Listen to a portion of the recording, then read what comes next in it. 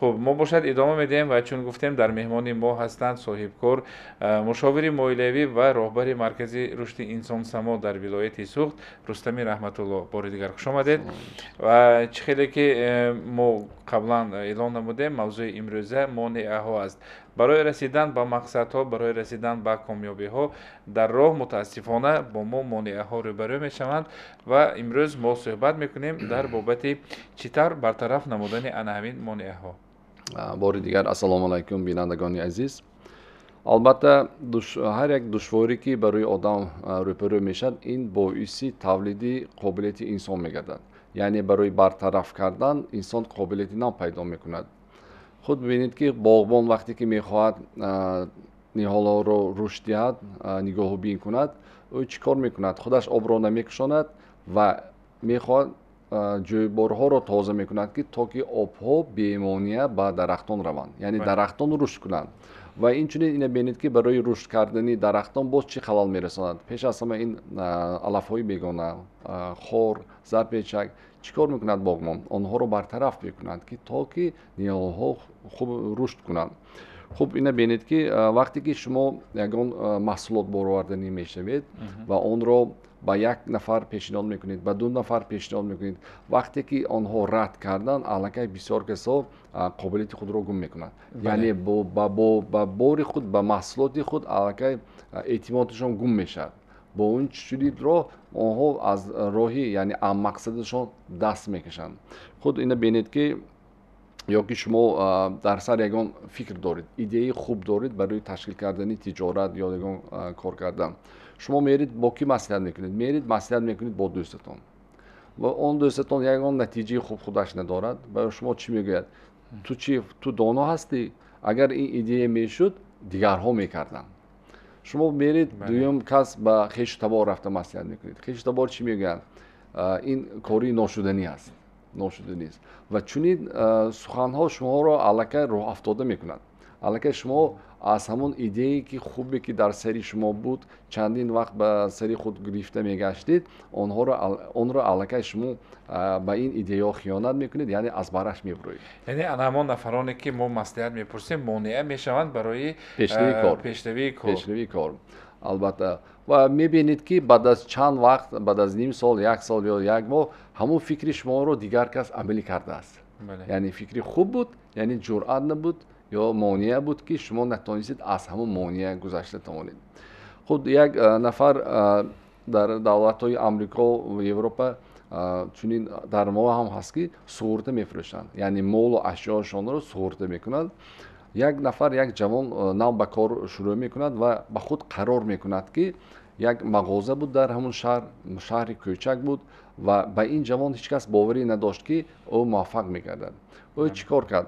به خود قرار کرد که سوخته رو به همین شخص فروشد، یعنی مال همون شخصی دارا رو سوخته کرده باشد و هر روز سحری به خود قرار میکرد که الکی فکران چی میکرد که این کس باید سوخته مرا خرند، باید سوخته مرا. هر وقتی که به نزد آن کس میرفت آن کس رد میکردن. یک ماه، دو ماه، هر روز میرفت که باید فروشد.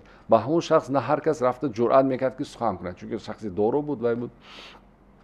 روز از روزها این شخص دارو با عصبی میشد، میگه که چی تو گپ رو نمیفهمی که هر روز میبیاری، چی تو هر روز سخنی نی من رو شنیدم میبیاری. و جوان با چشمانی با امید نگاه میکند، میگه که من هر باری که به نزد شما میبیایم به خود سوال میتیم که با آرزوهایم حالم وفادار هستم یا نه. یعنی من حالم میخوام که زندگیم رو خوب کردم، با همین امید میبیارم. وقتی که من به شما میبیام از شما رفتم، من پلیسم رو یعنی سوخته رو به دیگر کس میفروشم. وقتی که من با چنین شخصی داروی و بزرگ روبرو شده سخن کرده تونستم، یعنی دیگر کس رو گفته من به خود اعتماد پیدا میکنم.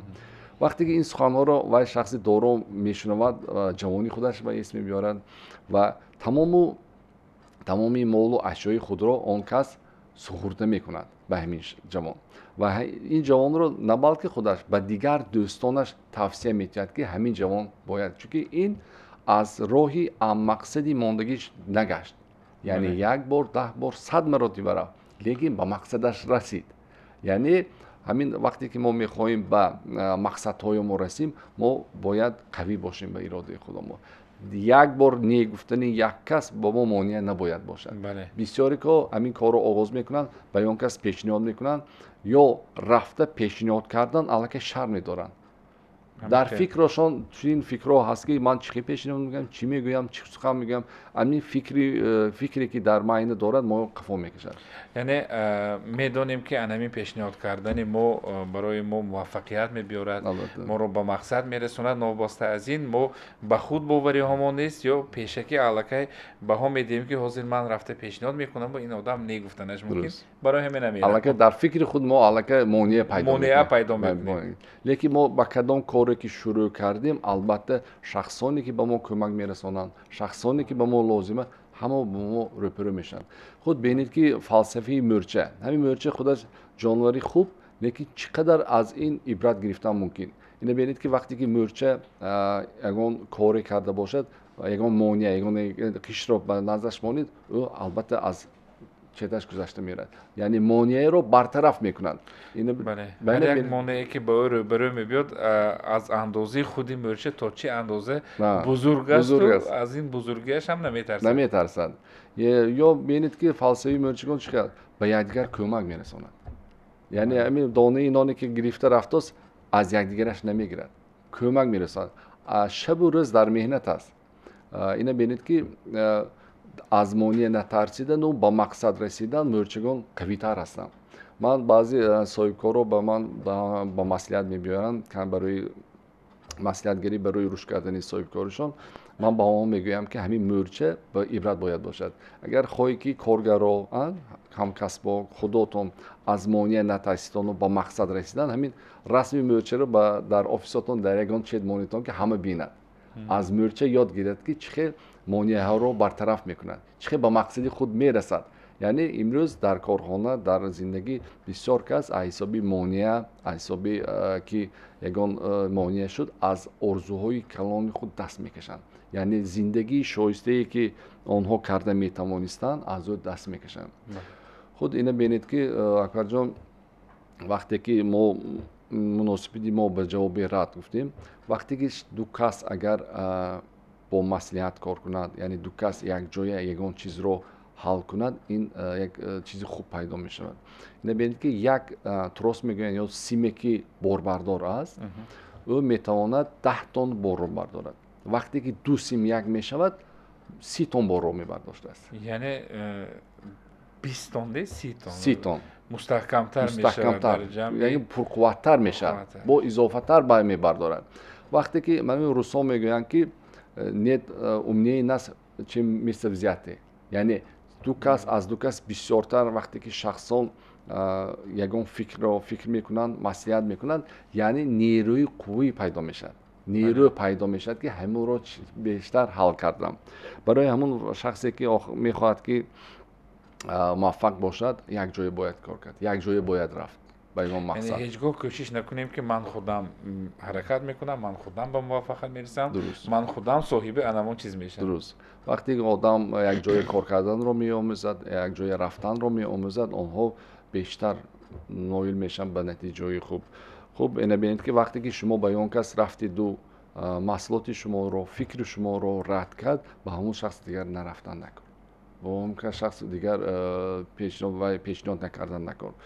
дар як шаҳр ду нафар шахсони донишманд зиндагӣ мекарданд. ҳар душон ки хоҳад ба онҳо омда маслиҳат мепурсид.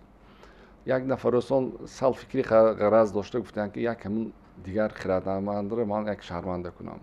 ва ӯ ба дасташ шапаракро гирифт ва ӯро даъват кард ва ба майдон одамонро даъват кардам.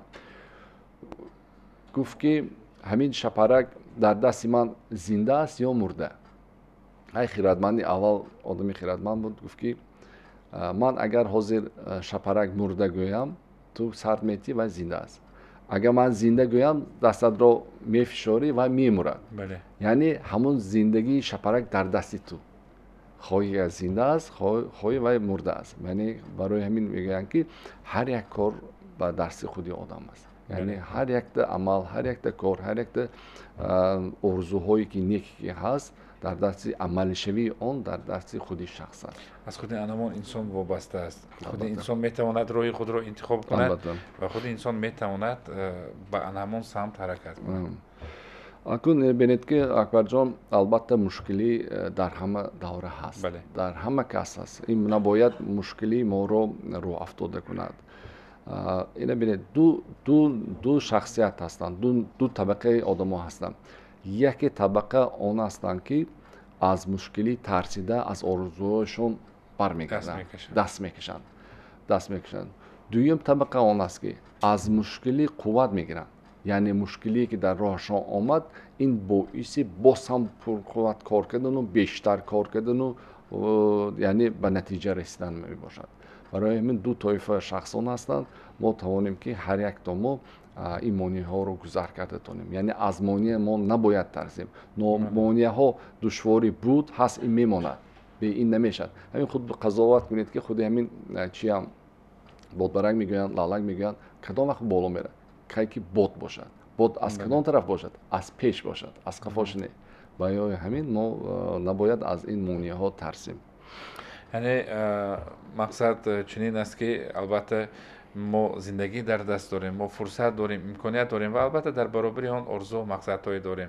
تنها به همین آرزوها رسیدن، تنها به همین مقصدها رسیدن، این همه در اختیار ما است، در دست ما است و در اراده قوی هر یک ما و شما از بینندگان عزیز. و موضوع امروزی که ما امروز بررسی نموده ایستادیم برطرف نمودن مانعه هایی که با ما روبرو میآید در راه رسیدن به مقصد، در راه رسیدن به کامیابی. اینجا فرصتی بخش تجارتی فرا رسید متاسفانه. بله که چنین فرصت رسید. پس از چند دقیقه دیگر ما صحبت را ادامه خواهیم داد و ما برای تماشابینان نیز امکان میدیم تا که به همین موضوع به ما همراه شوند توسط زنگ تلفنی.